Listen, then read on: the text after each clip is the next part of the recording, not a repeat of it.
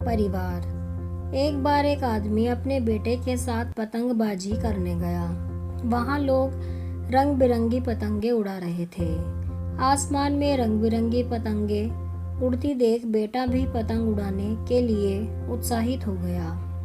उसने अपने पिता से कहा, पापा मुझे भी पतंग उड़ाना है, कृपया मुझे एक पतंग खरीद कर दे दो।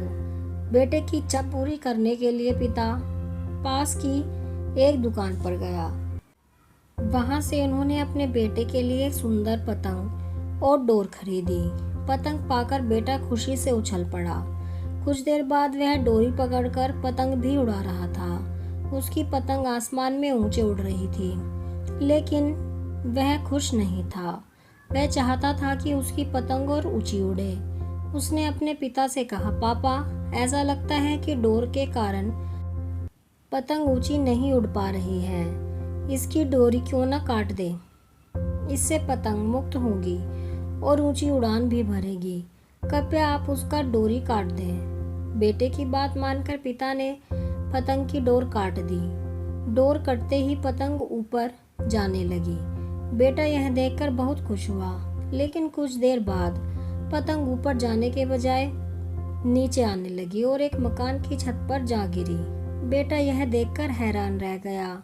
उसने यह सोचकर पतंग की डोर काट दी थी कि पतंग आसमान में ऊंची उड़ने लगेगी, लेकिन वह गिर पड़ी। उसने अपने पिता से पूछा, पापा क्या हुआ? पतंग आसमान में ऊपर जाने के बजाय नीचे क्यों गिरी? पिता ने कहा, बेटा तुम्हें लगा कि धागा पतंग को ऊंची उड़ान भरने से रोक रहा है, जबकि वास्तव में ऐसा नहीं था। डोरी पतंग का सहारा थी। तुम डोर की खींचकर पतंग को ऊंची उड़ान भरने में मदद कर सकते थे, या हवा की गति के अनुसार उसे ढीला करना। लेकिन जब डोर जैसे सहारे को काट दिया गया तो पलंग को मदद मिलनी बंद हो गई और वह नीचे गिर गई। जीवन में भी ऐसा ही होता है। जीवन की ऊंचाइयों पर पहुंचने के बाद हम महसूस करने लगते हैं कि परिवार, रिश्ते और दोस्त हमें बांध कर रखते हैं और सफलता के शिखर तक पहुंचने से रोकते हैं। लेकिन हम भूल जाते हैं कि ये वो रस्सियां हैं जो हमें ऊंचाइयों तक ले जा सकती हैं। उनके नैतिक बल के बिना सफलता की उड़ान मुश्किल है। बेटे को अपनी भूल समझ में आ गई।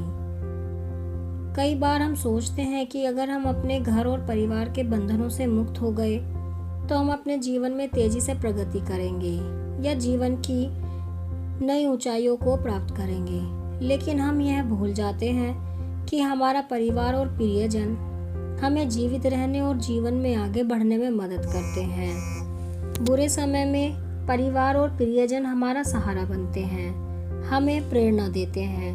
वे हमें बांधते नहीं बल्कि हमारा साथ देते हैं। इसलिए उन्हें कभी भी अपने से दूर ना करें।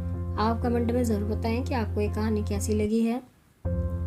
अगर आपको कहानी पसंद आई है तो वीडियो को लाइक करें, शेयर करें और चैनल को सब्सक्राइब करें ऐसी ही कहानियों के लिए।